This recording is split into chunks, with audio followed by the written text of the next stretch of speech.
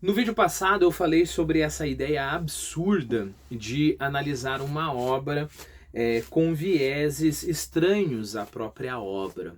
Ora, se quando eu leio um livro eu entro no mundo intelectual do autor, é absurdo eu usar os meus parâmetros exteriores para julgá-lo, né? Seria análogo a ter um amigo e em vez de escutar o que o amigo está falando, você está deixando ele falar e a todo tempo você está analisando, né? Você pode até fazer isso, né? Mas ele ainda não é teu amigo, ele é tua cobaia, ok? Ele é tua cobaia.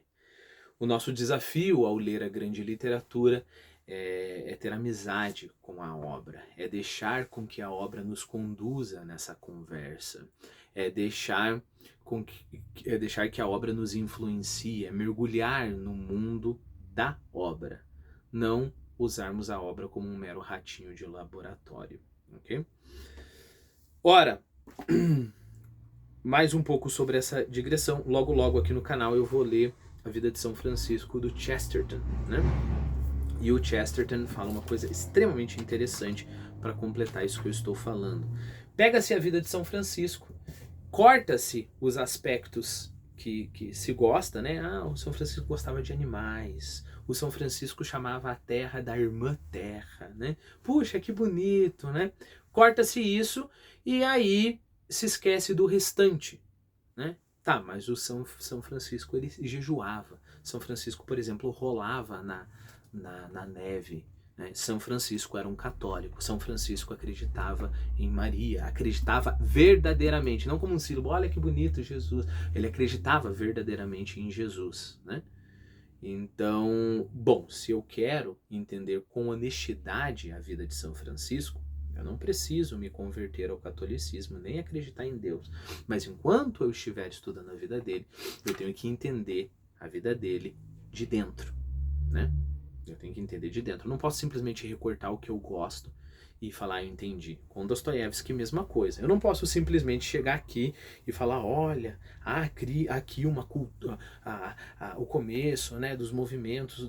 Dostoiévski retrata aqui o começo do pensamento, que logo depois vai gerar intelectualidade, que vão fazer revoluções, etc, etc. Né? Pego isso, pego algumas outras partes que eu gosto e ignoro, por exemplo, que esse livro aqui é profundamente religioso. Religioso num sentido espiritual da palavra, não no sentido. Bom, no sentido ruim da palavra, vamos simplificar assim, né? Então não podemos cair nesse erro. Se a gente quer ler Dostoiévski, nós temos que entender a obra dentro. Né? Então existe um personagem sim como Alyosha, que simplesmente andando distraído e tranquilo na vida, a postura dele é tal que ele anda como o lírio dos vales na parábola que eu falei de Jesus. Ele conseguiria ir em qualquer lugar e as coisas simplesmente aconteceriam. O que é isso? A pergunta que fica. Eu não posso ignorar isso. O que é isso? Isso existe mesmo? É uma brincadeirinha? O que é isso? Né? E vamos deixar com que essas questões penetrem, né, no nosso intelecto. Não concluiu o colégio, restava-lhe ainda um ano inteiro, quando de repente comunicou às suas senhoras que estava indo procurar o pai, com o intuito de tratar de um assunto que lhe dera na telha.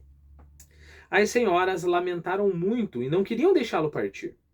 A viagem não era nada cara e as senhoras não lhe permitiram vender o relógio com que a família de seu benfeitor o presenteara antes de viajar ao exterior.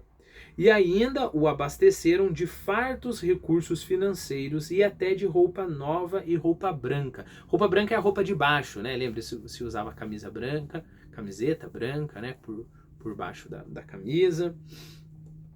E aí ceroulas, esse tipo de coisa, né?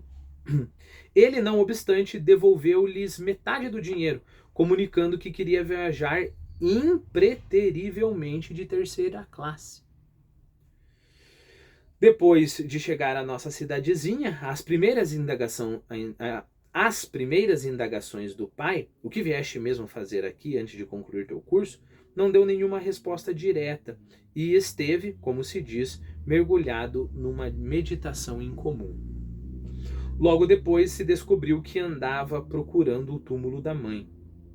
Naqueles dias teria inclusive confessado que essa fora a única finalidade da sua vida, ou seja, encontrar o túmulo da mãe. O mais provável é que naquela ocasião nem ele mesmo soubesse ou tivesse qualquer condição de explicar o que precisamente lhe brotara da alma como que de súbito e o arrastara de forma avassaladora para um caminho algo novo, ignorado, mas já inevitável. Então teve esse tipo de capricho inevitável, né? Fyodor Pavlovich não lhe podia indicar onde enterrar a sua segunda mulher, porque nunca visitara seu túmulo desde que havia coberto o caixão e, pela distância dos anos, já esquecera completamente onde a sepultara naqueles idos. A propósito de Fyodor Pavlovich, ele começa um novo parágrafo com essa.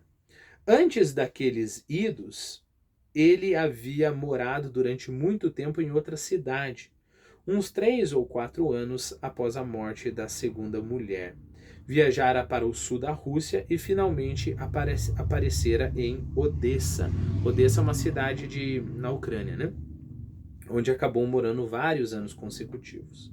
Primeiro travara conhecimento, segundo suas próprias palavras, com muitos jidis.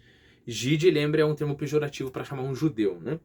Então ele travara conhecimento com muitos jidis, jidezinhos, jidocas, jidachos, e acabara sendo recebido não só por jidis, mas até por judeus. Então, todos esses termos, né? Jide, jidezinho, jidoca, jidacha, que seria alguma coisa como judeuzinho, judeuzoca, juderracho, né? Eu estou pegando essas dicas da notinha da tradução. Tudo isso, é claro, é pejorativo, né? Mas não só isso, ele chegou até mesmo a ter contato com judeus. E aí, judeu, o termo não é pejorativo mais, né? E aí nós estamos falando de um judeu com uma posição econômica mais elevada, um judeu mais respeitado, né? Cabe supor que foi neste período da sua vida que ele desenvolveu a sua habilidade especial de garimpar e amealhar o dinheiro, né? No próximo, amealhar aqui é economizar, poupar, mas no próximo vídeo a gente volta para esse parênteses, né, que o narrador está fazendo sobre a vida do Fyodor Pavlovich. Só para completar aquela ideia do começo do vídeo. É claro, você pode falar assim, não, mas quem falou isso, de o Alyosha ir numa cidade e não passar fome, foi o Piotr. Né? Foi o Piotr que falou isso. Então, na verdade, é só ficção. Quer dizer, não é o narrador, é só um personagem que acha isso. Tá, mas agora o narrador já nos mostrou algo estranho que aconteceu com a vida do Alyosha. Bom, eu e você, não sei, a gente espera que uma criança que é acanhada, que não gosta de ouvir palavrão e tudo mais, no mínimo, ela não vai ser popular. No mínimo. Talvez ela sofra, né, perseguição de todas as crianças ali da escola. E de repente, esse menino, ele começa a ser amado por todas. Isso não é nenhum personagem que está nos dizendo, esse é o próprio narrador que está nos dizendo. Ele começa a ser respeitado e amado por todos. O pai dele, que é um sujeito... Lembra o que o narrador falou do pai dele? Que é um sujeito que, é claro, ele nunca conseguiria amar ninguém. Justamente por sua vida devassa, né? Devassa em 2 sentidos. Ou se ama alguém para ter relações sexuais com essa pessoa, ou se ama alguém para se aproveitar financeiramente dessa pessoa. É nessa posição que está o pai de Alyosha. E de repente, por algum motivo, o Alyosha se faz amado pelo pai dele. Isso nós temos que explicar.